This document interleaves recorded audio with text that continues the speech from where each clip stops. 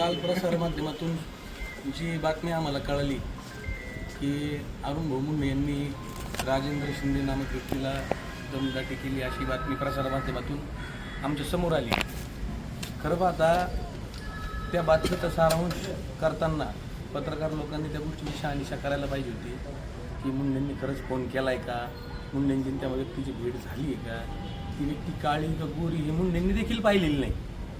मुळात त्या व्यक्तीचं टेंडर ओपन झालं आहे किंवा नाही झालं, 4 टेंडर आलेले आहेत, 4 टेंडरमध्ये त्यांचंही टेंडर आहे, ओपन न होताच यांना माहिती कसं आहे की यांना मिळणार होतं, हे सगळं ठरून तर चाललेलं नाही.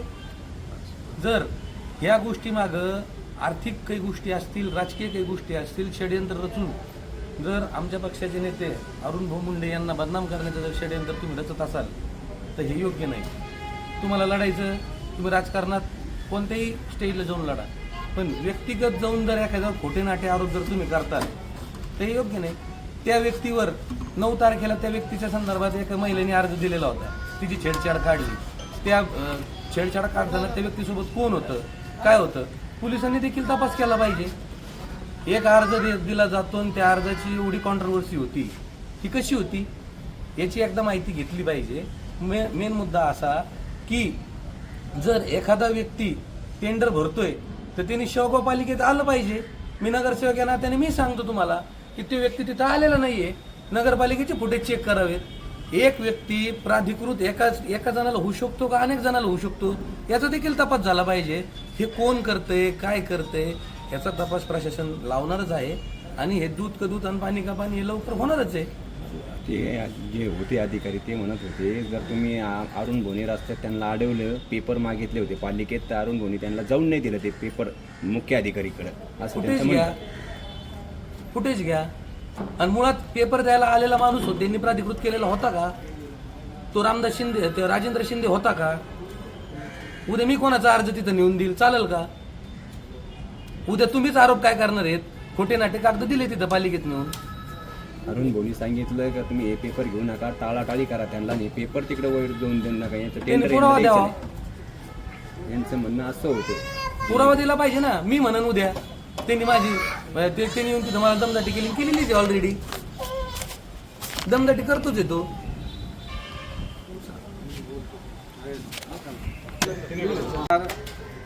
नगर यांनी माझ्या विरोधात बदनामीकारक असं एक निवेदन माननीय जिल्हा SP साहेब यांच्याकडे दिलं, असे त्या बातमीनं मी पाहिलं.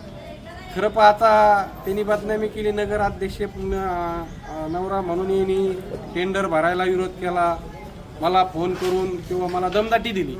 राजेंद्र इसम हा मी आत्तापर्यंत शिंदे पाहिलेला नाही, राजेंद्र शिंदे, आणि त्याचा माझा कुठं फोन नाही, त्याचा माझा फोनचा संबंध नाही. राहिला विषय इलेक्ट्रिक टेंडरचा नगरपालिकेत, तो म्हणतो की अरुण मुंडेच्या पाहुण्याला काम द्यायचंय. माझ्या कोणत्याही पाहुण्याचं टेंडर त्याच्यात 5-6 टेंडरमध्ये आलेलं नाही. मला कुठेही पाहुण्याला टेंडर द्यायचं नाही, पण जाणून बुजून मला बदनाम करायचं हे षडयंत्र आहे. हे राजेंद्र शिंदे हा कटपुतली.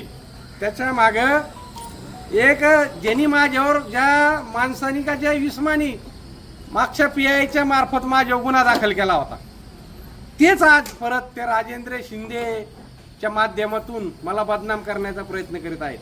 तुम्ही किती बदनाम केलं तर जे खरं आहे ते दूध का दूध पाणी का पाणी होणार आहे.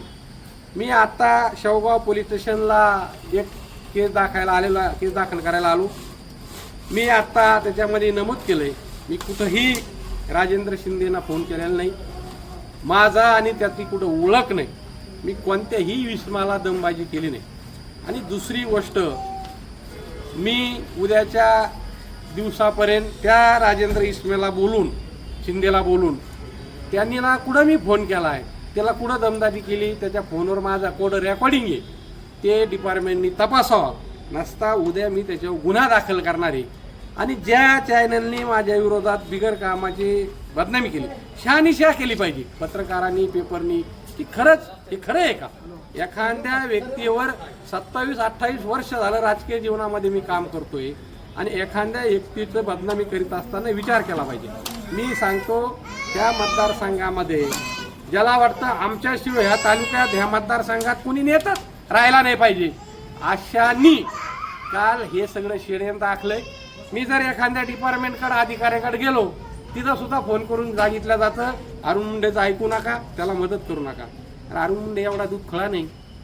अरे तुम्हाला पालथं केल्याशिवाय मी राहणार नाही, काळजी करू नका, माझ्यात बी धमक आहे. पण असे खोटे नेटे लबाडी धंदा तुम्ही बंद करा. एक दिवस तुम्हाला आम्ही ह्या तालुक्यामध्ये निश्चित गाडल्याशिवाय राहणार नाही एवढं बोलतो. आणि ज्या राजेंद्र शिंदेनी खोटा गुन्हा दाखल केलाय त्याच्यावर मी खोटा माझ्या आणलाय त्याच्यावर मी गुन्हा दाखल केल्याशिवाय राहणार नाही.